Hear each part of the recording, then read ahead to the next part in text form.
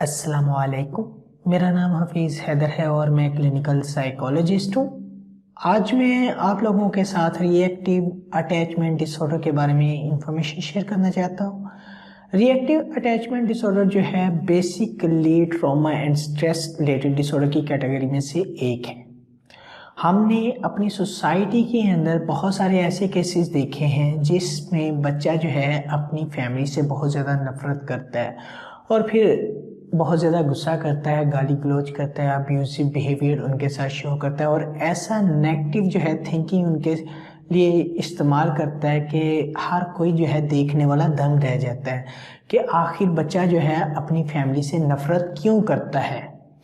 तो ये जो है कुछ सिम्टम्स हैं इस डिसऑर्डर की। तो बेसिकली मैं बात करता हूँ, इसमें सबसे पहले ये होता है कि बच्चा जो है अपनी फैमिली के अगेंस्ट होता है, वो अपनी फैमिली को बिल्कुल पसंद नहीं करता है, फैमिली के अकॉर्डिंग नेगेटिव थिंकिंग रखता है और फैमिली में स्पेशली केयर गिवर के लिए, और उसके साथ साथ बच्चा जो है डिप्रेशन का शिकार रहता है, एंजाइटी का, फ्रस्ट्रेशन, और बच्चा जो है बहुत ज़्यादा एग्रेसिव बिहेवियर भी शो करता है। बच्चे को अगर फैमिली कहती है कि बेटा आपने ये काम करना है तो वो टोटली अपोजिट काम करता है, और अगर बच्चे को फैमिली कहती है बच्चा ये काम नहीं करना तो बच्चा जो है हमेशा वही काम करता है।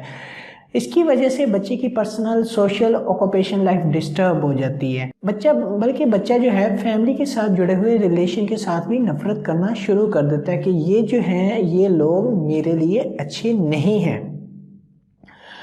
अब इसको डायग्नोज करने के लिए कुछ चीज़ों का होना बहुत ज़रूरी है। सबसे पहले कि बच्चे की उम्र कम से कम जो है 9 साल हो और ज़्यादा से ज़्यादा 5 साल, और बच्चा जो है इस तरह का बिहेवियर जो है मुसलसल 1 साल तक शो करे तो तब हम जाकर इसको जो है डायग्नोज करते हैं रिएक्टिव अटैचमेंट डिसऑर्डर के अंदर। इसमें बच्चा बेसिकली अपनी फैमिली में अपने केयर टेकर से नफरत करता है और फिर यही केयर टेकर की नफरत जो है इनको सारे लोगों से नफरत करने पे मजबूर कर देती है।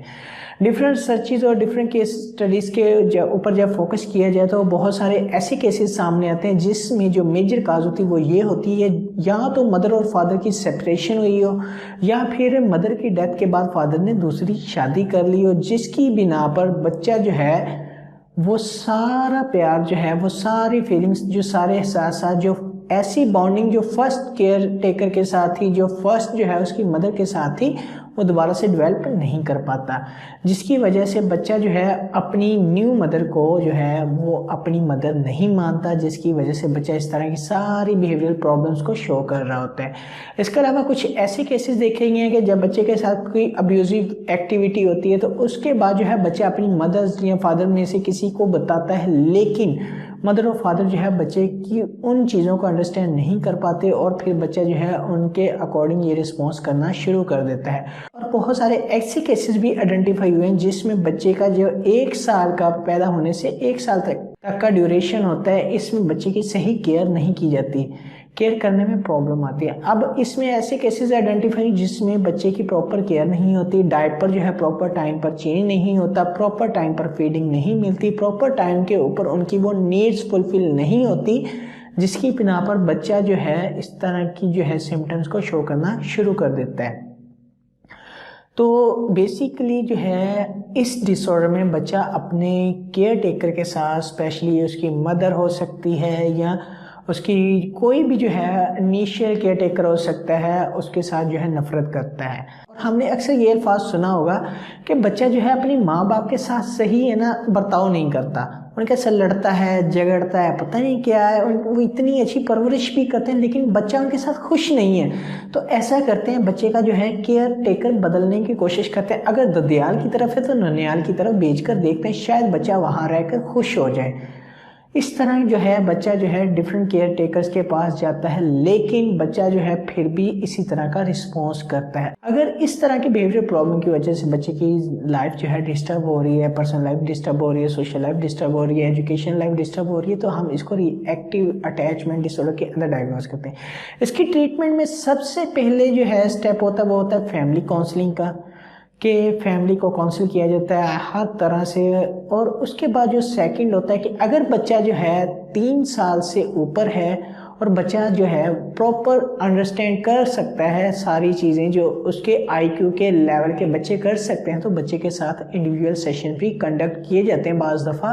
और बाज़ दफ़ा अगर बच्चा 4 साल का है तो उसके साथ इंडिविजुअल सेशन कंडक्ट किए जाते हैं और थेरेप्यूटिक प्रोसीजर के ज़रिए जो है उनके स्ट्रेसेस को आइडेंटिफाई करके उनके ऊपर वर्क किया जाता है। बेसिकली इसमें दो जो है पर्सनैलिटीज़ बहुत ज़्यादा इंपॉर्टेंट रोल प्ले करती हैं। सबसे पहले होते हैं उनकी फैमिली, सेकंड नंबर पर होता है उनका पीयर ग्रुप।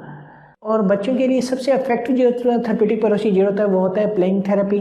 प्लेइंग थेरेपी के ज़रिए बच्चों को बहुत सारी चीज़ें लर्न करवाई जा सकती हैं। ग्रुप थेरेपी बहुत ज़्यादा इफेक्टिव होती है। इसके अलावा जो है आर्ट एंड डिज़ाइनिंग के ज़रिए जो है बच्चों को जो है सिखाया जाता है। और इसके अलावा बहुत सारी और भी थेरेप्यूटिक प्रोसीजर के अंदर डिफरेंट टेक्निक्स को यूज़ करके बच्चों को सिखाया जाता है अच्छे और बुरे की पहचान, कि आपके साथ अच्छा कौन है, आपके साथ बुरा कौन है, आपके लिए फ़ायदेमंद कौन सी चीज़ें, आपके लिए नुकसानदेह कौन सी चीज़ें, कौन सा प्रॉन्स के ऊपर बच्चे को एक पैरेलल लाइन के ऊपर चलाया जाता है, और ताकि बच्चा जो है अपनी पर्सनल सोशल ऑक्यूपेशन लाइफ के जितने भी गोल्स हैं वो अचीव कर सके और एक अच्छी ज़िंदगी गुजार सके।